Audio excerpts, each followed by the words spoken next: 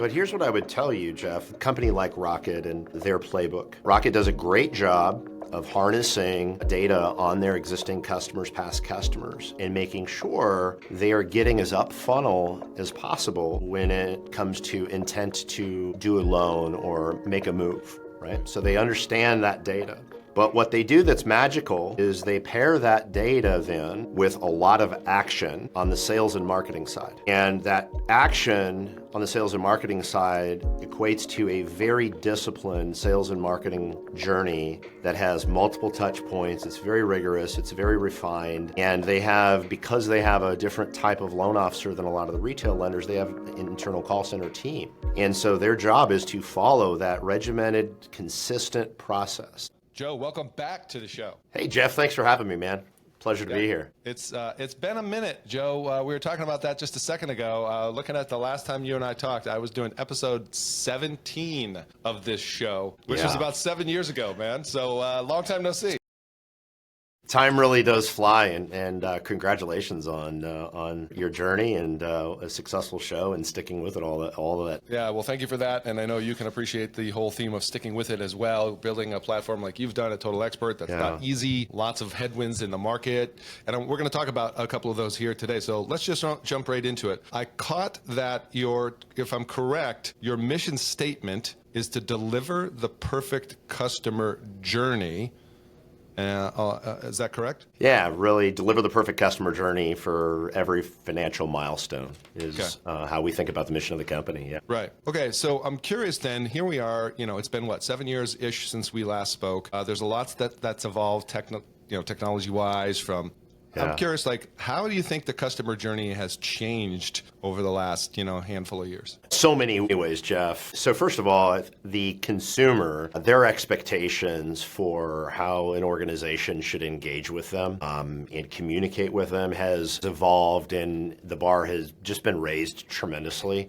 If you think about places like e-commerce and retail, generally are a little farther along than financial services in the way they personalize content and communication. So that's really the biggest changes, ultimately the expectations and the bar that you have to hit to really deliver an amazing customer journey, which you can put customer experience over the top of that, with the intention that you're building a lifelong customer. And I would say what we have seen from our customer base and the industry at large is really a focus this past year to 2 years on the importance of customer loyalty and how much value you can create for your organization, and ultimately the value and benefit you can deliver to the customer if you're thinking very long term and not just transactional. So I would say that's some of the biggest changes we've seen of consumers' expectations, and then the way a lender or a bank looks at and manages that process is really now geared towards lifelong customer versus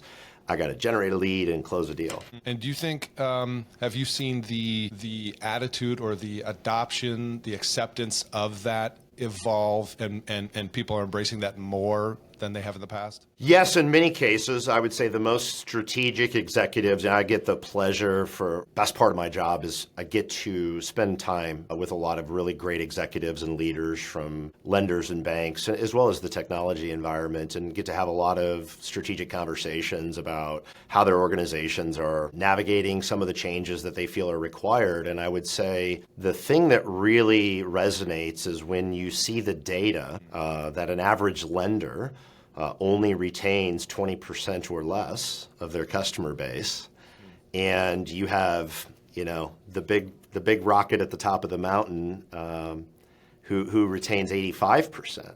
Well, what's the difference? The 65% difference. That compounds every year, and so if you think of I'm a lender and I say, I'm going to take my retention and recapture from 20% to 40%, just how that compounds over 2 to 3 year period is profound. And so once you look at the data, it really resonates, and there's okay, now how do we how do we really harness this? Because the nature of the beast in particularly retail lending and direct-to-consumer lending is so focused on the transactional process. You have to take a step back and really have a strategic lens and make sure you have the right team. Okay, so you mentioned Rocket. It was on my list here to talk about. Obviously, they hit the news earlier this year. I didn't know that figure, 85% retention.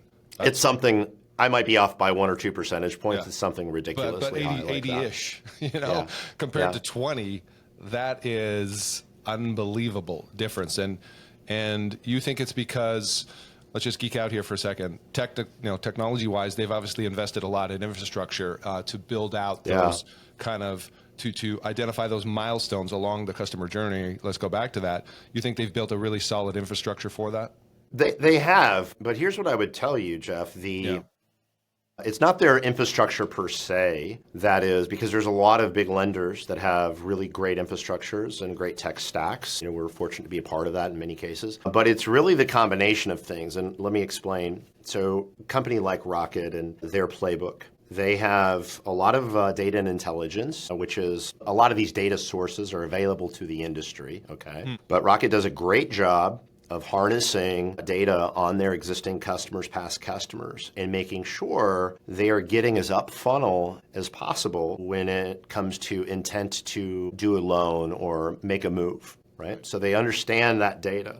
But what they do that's magical is they pair that data then with a lot of action on the sales and marketing side. And that action on the sales and marketing side equates to a very disciplined sales and marketing journey that has multiple touch points. It's very rigorous, it's very refined, and because they have a different type of loan officer than a lot of the retail lenders, they have an internal call center team. And so their job is to follow that regimented, consistent process. So if you think about the math for a second, if I'm a lender and I surface an opportunity, I'm saying, okay, I'm monitoring my database. This consumer, for whatever reason, shows a propensity to do a loan in the next 3 to 6 months. And my move might be, I'm going to go then send that back to my loan officer, the retail originator who's busy out in the field. What happens from there? Well, what we've learned from studying the analytics and the data is over half of the conversion, meaning over half of those deals that are recaptured, happen after the 12th touch. So 12 touches, 12 calls, texts, emails, whatever it is. And so if you think about that, how many lenders are structured in such a way that they understand the cadence, the timing of those touches, and the consistency of doing that every single time. And so it's the intelligence and the data with a very consistent sales and marketing process that brings the magic. And of course, huge branding. Sure. Never hurts, right? So the customer awareness of the brand is magnificent. But that is really, in my opinion, not what makes them magical at recapture. So I think it's a great inspiration for the industry, and I think that technology has evolved to a point where it's very real that a lender can compete on that level, and I can go into details as to why, because it wasn't exactly possible a year ago. Oh, interesting. Well, before we get to that, I want to riff on that for a second because, to the degree that I am familiar with your capabilities in your platform of Total Expert, isn't that what you're trying to equip people to do, is to be there at the moment of decision, so to speak? Yeah, we want our customers to be able to show up in the moments that matter, right? And we think of showing up as being educating, engaging, and advising, giving high quality advice in those key moments. And that is a very intentional approach to how we think about it. It's not just sending a marketing flyer, it's what type of content's my customer interested in? How do I use data, equity or value in their home maybe, debt consolidation scenarios, that educate them on a path to better financial outcome. And then I communicate with them when they show intent or interest in a channel that they want, text, phone, voice, email, whatever that might be. And so it's just the combination of those things. And our focus every day is we wake up every day and obsessing about how do we deliver an engine, a platform to the industry that allows them to build that customer for life playbook and execute it. And so that's, the accumulation of all of our capabilities really lead up to that platform that allows them, enables them to do large parts of that. Yeah, well, I mean, really at the end of the day, when it comes back to, like, you described Rocket's playbook, how your platform helps people run similar plays.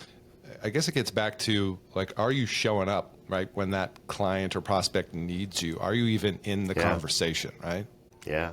And that's the data would tell us, if you just look at the data, that many times they're not. And it's not because they don't want to, but if you think about the nature of the business, when you have the retail loan officer in many cases, a lot of our customer base is large retail teams who have amazing relationships and visibility in the community. They're on the go, they're engaging, they're doing events, those types of things. And they're getting referrals and they're taking care of those referrals. And that's all consuming. Many times. I was with one of the top teams in the industry last week on the East Coast, and we were unpacking it, and I think they're exceptional, right? And we looked at their data, and I won't disclose exactly, it's more than 20%, it's more than the industry average by far, but it's nowhere near sort of that 75, 85%. Yeah. And they're like, well, let's break down why not. Mm-hmm. And the why not is really, hey, we're busy every day, and we're not systemizing, we're not executing that strategy as well as we should, right? And so, it's fun to have those conversations and then whiteboard out saying, where are the holes? Yeah. And then where can we put some automation in place? Where can we add some intelligence onto your database? Where do you have gaps? And start closing those gaps. Yeah, it makes me curious. I know AI has obviously become huge, and you guys have an AI play there, and we talk a little bit about that as well, the investments you've made. But it makes me, coming back to this Rocket example, they've got this huge call center, right, force to be able to like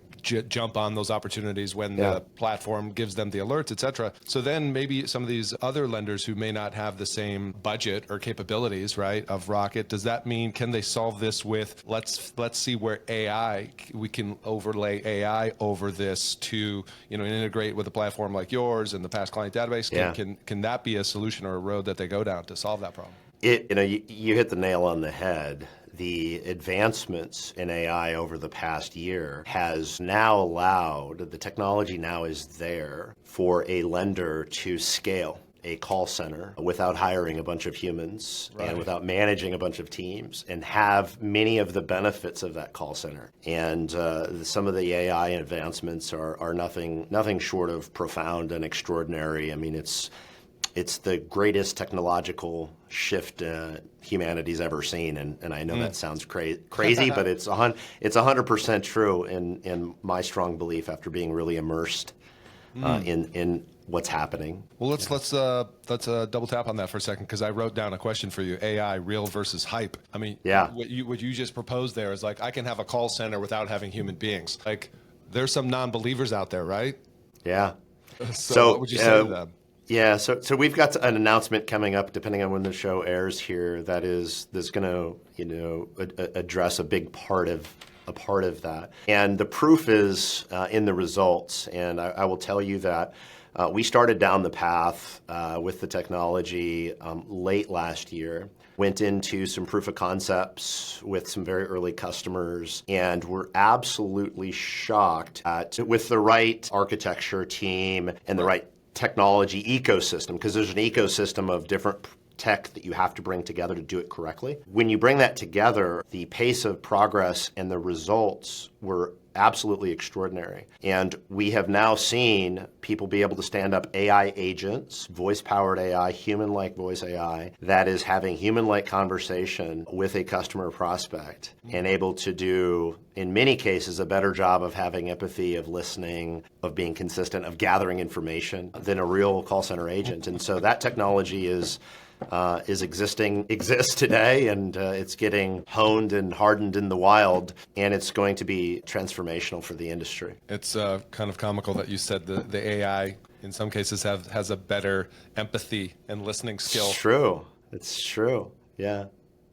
It's true. That's the fundamental. Better go back to developing your skill set, salespeople, right? Yeah, I think it's so. Here's the way I think about it, Geoff. Salespeople somebody said to me, well, it sounds like you think salespeople are going to get replaced. Absolutely not the case. I think mediocre salespeople are going to get replaced without question. And I would say you could take that, if you look at AI and the evolution and how quickly it's evolving, you can say mediocrity in every position will end up getting replaced because I can do so many things with agentic AI. Now, what we believe is the magic touch is having the humans that can give the advice, and there's things that a licensed human still really brings and adds a lot of value. And if you can give them superpowers and make them 10 times more productive and allow them to help more people and have more high quality conversations and not spend as much time calling bogus leads or bad, referrals that aren't going anywhere, they can have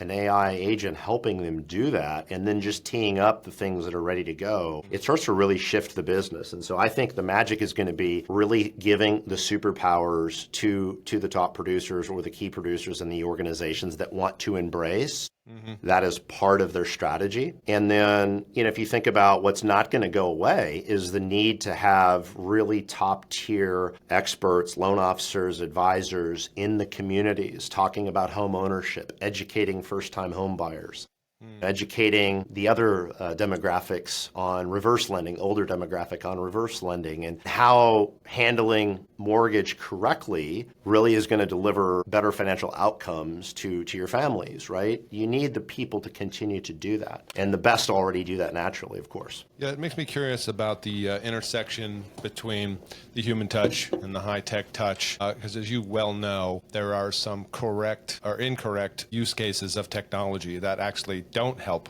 with your brand and building trust. So any notes or words of warning you would want to give around that? So let me speak to that in general. The analogy that I've been using, this wave of AI, it feels and looks a lot like humans just discovered fire. And people are going around and lighting everything on fire all the time. Every day, it's like AI, like I'm just going to light this thing on fire with AI, and I assume it's going to be better, right?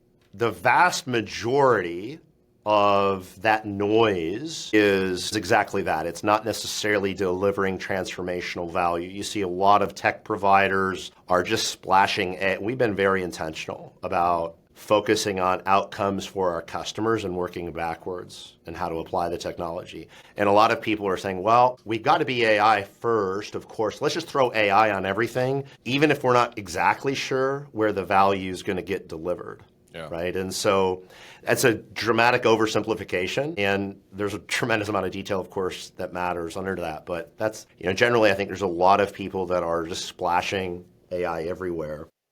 And trying to see what sticks, so to speak. And I think there's a much better, more strategic approach. And what we see, organizations will maybe go down and spend some money on some things that are a little bit of hype. And then they get more strategic about, okay, what are the outcomes that we want?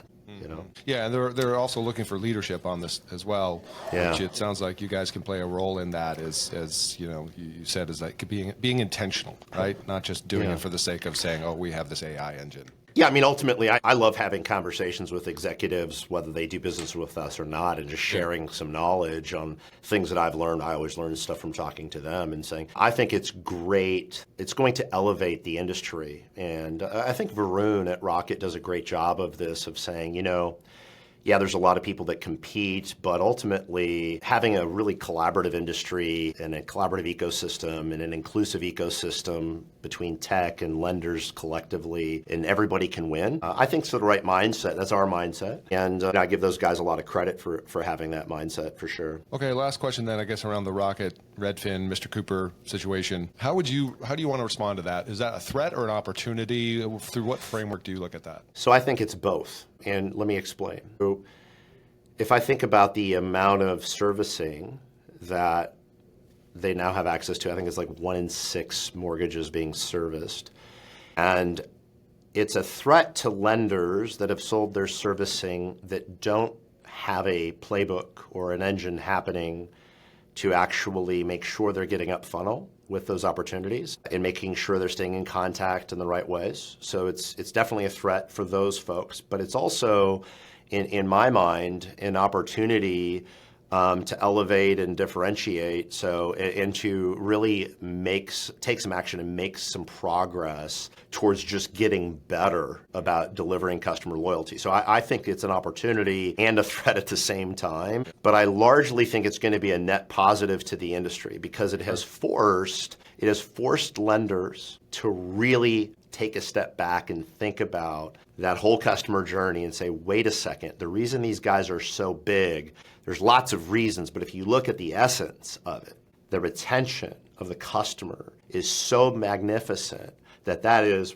probably the single biggest force multiplier that they have. So maybe we start there, as an organization, if I'm thinking as a lender, maybe we start there by just doubling down in that area, and then we're going to naturally grow more and be more profitable if we do that. Yeah, so it's kind of like a call to arms, wake-up call. Yeah, I really think so. All right, let's pivot for a moment, if you don't mind. I know we have some actual loan officers, mortgage loan originators listening, and those are a lot of the folks are in your platform on a daily basis. Yeah. And I've been in it as well back in the day when I was at Movement for a period. But for those listening, whether it's Total Expert or any CRM, any quick hits? So based on what we've laid the groundwork so far on showing up at the right time, right, and being there, engaged with the client over their life cycle.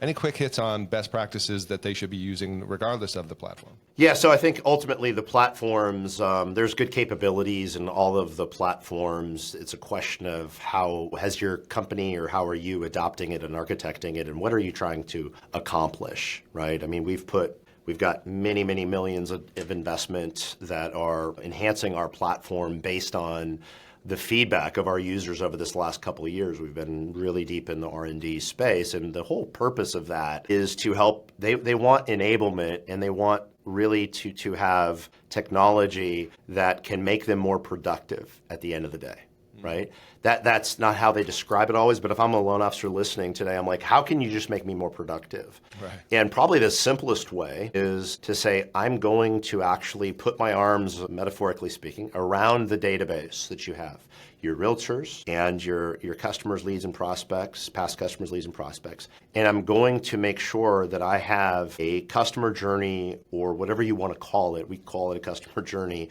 that is set up with a combination of good intelligence to tell you when you should be communicating, and then automating as much of those communications as I can, but then setting up my systems so that when a consumer responds or wants to engage, I can be on it very quickly. And so as a best practice, I'm going to make sure that I have a underlying customer journey automation in place as a baseline, because that's going to really be my growth engine. And then from there, there's tremendous variability in how people want to work. And one of the examples, we're investing very heavily in sort of that lead to app workflow for loan officers. If I'm thinking about, I want to really be able to manage that opportunity. And so making sure that the system that you're using is set up to you don't want to overcomplicate it, but you want to be able to run a process and be consistent, have a consistent sales and marketing process. And I would say as a best practice, consistent sales and marketing process and overarching customer journey automation for as many of the touch points as you can. Nothing's going to bring more value than that. Yeah, I think, because I interface with a lot of loan officers, what I hear is just missed opportunity in that they're not aware that the customer's at this stage. Right. And so whatever they can do to build that in, bottom line, just, more frequent touches, like you said earlier. Yeah. You have to really have, the way we've described, I was on an investor call a couple weeks ago, and they were asking me to walk them through how we think about our platform. And really the industry needs a system of intelligence combined with a system of action and engagement, right? And I believe we've done a really great job of assembling many of those components together. But as a loan officer, I'm like, what intelligence do I need? We have products and services that do this, but there's many companies that do. I want to have as much intelligence on my database as possible. So they make me aware in those moments that actually matter. And then ideally, not just make me aware, but there's action being taken appropriately so that they can get the person to the moment of actually they're ready to go. And then I'm on having high quality conversations and appointments, and I'm not spending my time chasing my tail every day, right? Yeah, exactly. I'm on your website right now, and preparing for our conversation, I wanted to look at some content, and I'm looking at one of the success stories here from Steve Kick at Lake Michigan Credit Union. And I don't know if you're familiar with that story, but that's something about a listing alert that hit his inbox. Yeah. Do you know that story? Yeah, I do. Yeah. I'm not putting you on the spot, am I? Just like no. Do you want to share that briefly? Because that's an example of I wrote down, and this is probably an extended answer to the question. I wrote down how does a how does the CRM go from being just data to a true growth engine? And that might be an example to jump off from. That's a great example. So I don't have the detailed case study in front of me, but the essence of what he experienced was our customer intelligence surfacing an opportunity, engaging with the customer and making him aware and actually bringing a deal back into his hands that would have otherwise been lost had he had not had those things. A past client had listed their property. That's just one piece of intelligence, right? One data point. And, that's obviously if somebody is listing their property, they're going to be moving. And if they're moving, good chance if they own a home, they're going to buy another home in many cases. And so it's a very basic use case that gets missed all the time. Organizations even that have the data don't necessarily pair it with the automation and the workflow. Right. And that's usually where the breakdown happens. And this case study was just a showcase of that. And he's a great guy. And love having loan officers like that really take part in our platform. Well, I just think that's a great example, right? I'll hit that phrase again, growth engine, because a lot of people have a CRM, which is, I think, the bigger frustration with people when they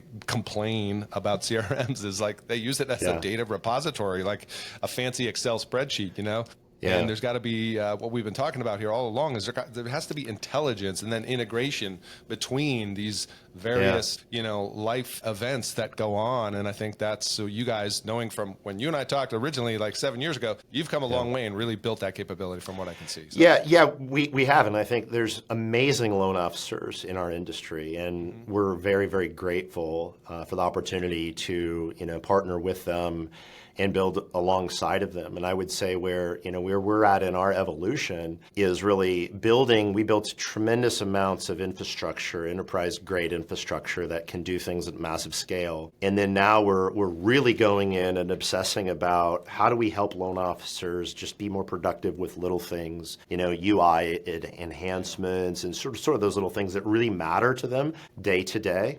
So our team's actually sitting by, and we're pretty excited about some of the things that that we're doing here. And most of this feedback has just come from hearing from the loan officers who are in the trenches every day. Yeah. But what's exciting, Geoff, is the conversations that we're having. Maybe 2-3 years ago, it was, well, I want the button to be blue, and I want this drop down to be here. They're asking better questions. They're saying, here's what I'm trying to accomplish, right? Here's the outcome that I'm trying to get. And many cases, and it's inspiring that you get to work with these people because they're very forward thinking. But in many cases, they're saying, the way that such and such team has done it for the last 20 years, I'm not necessarily concerned with that. What I am concerned with is there a better way? And what's the industry going so that I can be on the bleeding edge of how to build this growth engine correctly, not just, hey, I want to manage a lead. They're asking better questions. Yeah, exactly. And I'm going to close out on that question in a moment about where the industry is going. But before we get to that question, I got to ask this one. Hot take on how loan officers in today's market can be more valuable to real estate agents. Yeah. Very simple. I had the opportunity, one of the best in the business, Shant Benosian, you may know who Shant is. I think he's just an exceptional loan officer, advisor, expert. He's now president of a large lender. Yeah. And because he's put such a great team in place. His goal every day when he's out doing what he does is educating the real estate partners and consumers as well, but specifically speaking about real estate agents, the value that he brings to them is collaboration and then really education on how they can close more business, how they can grow their business, right? And he approaches it from that perspective, right? Versus just this transactional relationship. And I think that's really ultimately it is be more strategic in your relationships with realtors, sometimes quality over quantity, right? So I don't need to touch 1,000 of them. I want to find the 50 or 20 or even 10 that I believe match with my business and where I want to do business. And then I want to figure out how to be a valuable partner to them. And I might start by making them aware of how to close more buyers or how to feed their, how to help their team grow, right? Those types of things. 100%. Yeah, Shant's awesome. He's been on the show twice. He does something, his playbook is similar to what we help LOs do, which is lead with education, right? What we're talking about here. Teaching classes, events, all that kind of stuff. Yeah. Educate, engage, advise, man. It's those three things. There you go. Do you have that trademark? Because I might swipe it.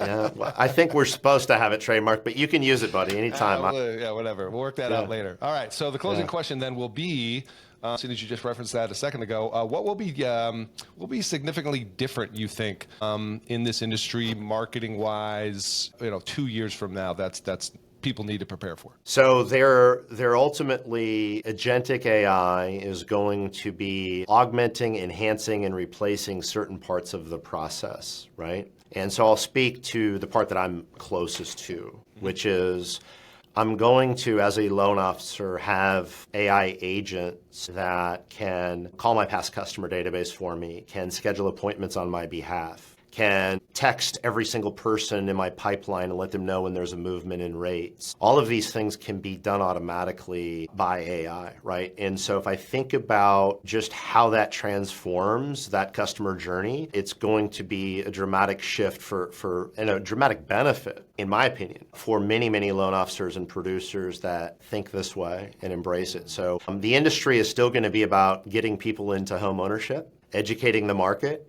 The differences are going to be in some of the machining and the systems and how it's executed. Well, I think that's a positive message for us who are, sales oriented, where, those are some of those tasks that are time consuming, and those can kind of pick up or capture those missed opportunities where we might be too busy or working on more strategic things, deep work, those kinds of things, but ultimately lead back to us having a conversation with a prospect or client. And not to go too down the rabbit hole on this, but ultimately, I think it has I know it has the potential to really elevate the quality of life for a lot of salespeople as well.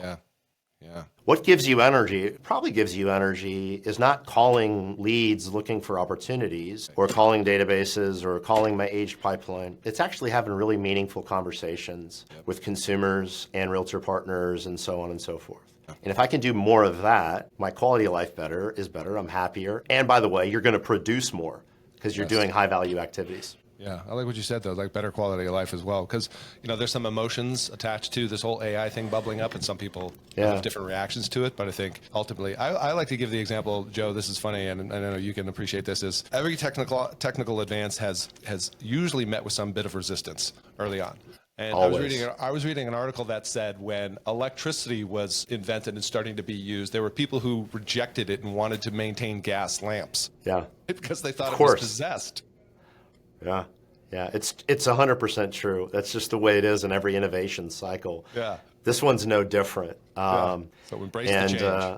It's just going to be, there's going to be people who are going to resist that. And, my strong opinion is I wouldn't want to be in that camp because I ultimately think it just elevates so many things. There's so much potential, and it's happening everywhere in every industry and very quickly. Well, Joe, this has been an awesome conversation. Great to catch up after 7 years. For those who want to learn more, I think 2 places perhaps we talked about they could connect with you on LinkedIn, number 1, right? Of course, yeah. I'm on LinkedIn, absolutely. So we'll link up your profile link in the show notes. And then, of course, they can go to totalexpert.com. There's all kinds of great content in there. They can request a demo. They can go to your blog. Any other direction you want to give them as far as connecting with you? Yeah, reach out and engage with us, our teams at a lot of the conferences and things like that. We'd love to have a conversation, show you what we're up to. If you haven't been in the system for a while, educate you. We've invested many millions of dollars in R&D this past 1.5 to 2 years, and a lot of that's now coming to market, and so there's a lot of really great things happening inside Total Expert with our customers. And a big announcement coming soon, depending on when you're listening to this. Yes, very soon. We'll be looking forward to that. All Joe, appreciate your time. I know you're super busy, and listeners, you know what to do. If you like this episode, share it with somebody who you think might find this conversation relevant. Leave us a review, and we'll see you on the next one. Bye for now.